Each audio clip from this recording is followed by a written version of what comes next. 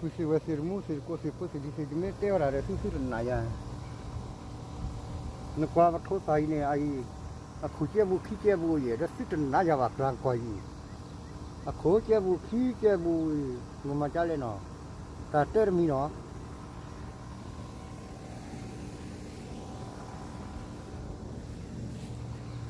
Ya phiên lên lấy đó.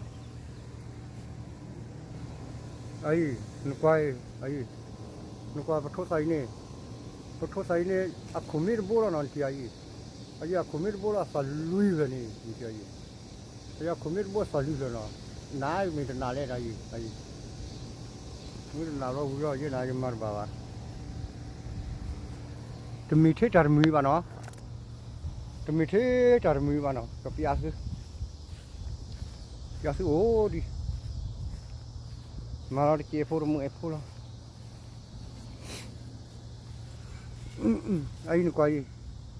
Ai à khu xịt bố này phải lui về này. Ai nó mới đeo nó.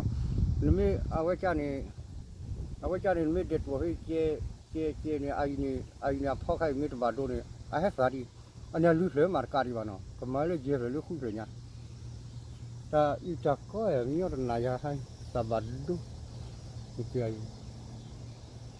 Không biết bố lòng vào. Ta đó thôi. Ai lấy thì ai lấy là cái mùi vậy ai aku sih bolan cai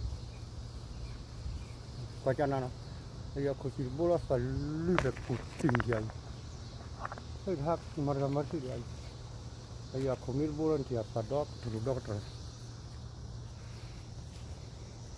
nó trả lo cho uri mi đi trả lo cho uri min quá giờ bỏ bà mi là cái hàng gì nhá anh chị ạ nó tức phò đi thôi đấy bỏ bà mi ra phò đi bán quá à phà vật gì đó phà lo chơi đấy để phà đồ mi đấy tại thế là ta phà cái nhỏ giờ lên ra nó cái nhỏ phà lo chơi để mà bỏ bà mi ra phà mi về cái này nhưng mà phò lên để bị áp mà đấy chẳng na đây không biết cái bu chẳng na giờ không biết thì bu là bỏ bà mi đấy cái bu là bỏ bà mi chẳng na là cả cô nào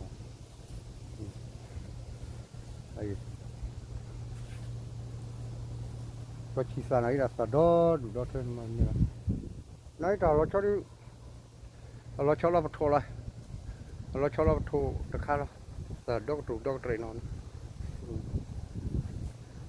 trời nó cho nè mai bữa bữa hay sao cái đứa thằng ấy liền có chia anh nói rồi vậy aku chu rồi mọi ai ra chu rồi liền chơi ta na ra là mà cái đó nó ya quay đó nó